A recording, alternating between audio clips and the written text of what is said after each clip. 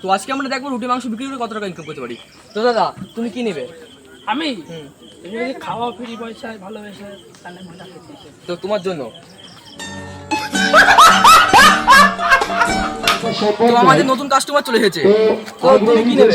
এক পিস মাংস। আমাদের সদস্যরা আছে যারা তো ভাইটার জন্য এক পিস রুটি আর এক পিস মাংস স্পেশাল ভাবে বানাচ্ছি, এদিকে আসো।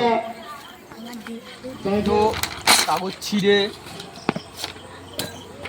একটা রুটি বের করে তার সাথে একটা স্পেশাল মাংস, কোনটা এটা আর এটা এটা, তো তার সাথে একটু স্পেশাল পেঁয়াজ। তো এই নাও।